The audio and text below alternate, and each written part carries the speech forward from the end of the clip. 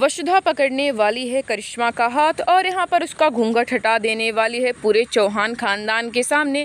जी हाँ, बात करें टीवी सीरियल वसुधा के अपकमिंग एपिसोड की, तो यहाँ पर आप सभी को दिखाया जाने वाला है कि यहाँ पर अब करिश्मा को पहचान लेती है वसुधा। और वसुधा जब उसका घूंघट हटाती है तब तो वो शौक ही हो जाती है कि आखिरकार यहाँ पर करिश्मा मैडम जेल से छूटी कैसे, और छूटी तो यहाँ पर क्या कर रही हैं। अब भाई यहाँ पर करिश्मा भी शौक हो जाती है जब वो देखती है कि वसुधा ने उसे पकड़ लिया है। वो पहले यहाँ पर भागने की कोशिश करने वाली है, लेकिन जब यहाँ पर नहीं भाग पाती है करिश्मा, तब उसकी सच्चाई पूरे परिवार वालों के सामने आ जाती है। अब यही दूसरी ओर मेघा लाइट ऑफ कर देने वाली है उसी समय, ताकि यहाँ पर किसी तरह करिश्मा निकल जाए। अब भाई यहाँ पर करिश्मा ने मेघा से कह दिया है कि शादी से पहले किसी न किसी तरीके से इस नौकरानी वसुधा को तो मारना ही होगा। अब यहाँ पर भाई वसुधा भी अपने मिशन पर लगी हुई है कि आखिरकार वसुधा को कैसे मारा जाए। लेकिन अब यहाँ पर देवांश और वसुधा का रोमांस दिखाया जाने वाला है और यहाँ पर अब करिश्मा ये सब देखकर तो बहुत ही ज़्यादा शौक होने वाली है कि आखिरकार इस नौकरानी की हिम्मत तो देखो, मुझे जेल भिजवा कर और खुद यहाँ पर देव के साथ रोमांस कर रही है। मैं तुम्हें बिल्कुल भी नहीं छोड़ूंगी वसुधा, ऐसा कहकर वो वहाँ से भाग जाने वाली है। और यहाँ पर अब मेघा अपने मिशन पर लग जाने वाली है कि आखिरकार कैसे इस नौकरानी को स्वर्ग पहुँचाया जाए। लेकिन अब यहाँ पर आपको देखना बेहद ही धमाकेदार होगा कि यहाँ पर देव और वसुधा करीब आते हुए नजर आएंगे और यहाँ पर ये सब देख लेने वाली है चंद्रिका देवी सिंह चौहान।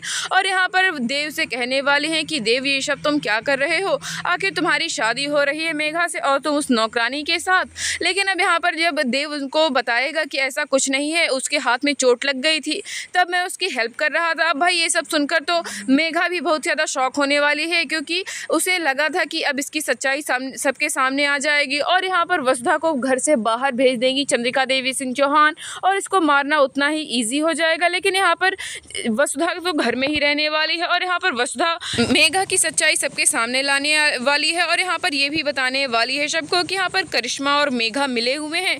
ये दोनों मैम मिलकर अपने परिवार को बर्बाद करना चाहती हैं देव सर, ऐसा कहेगी देव से वसुधा।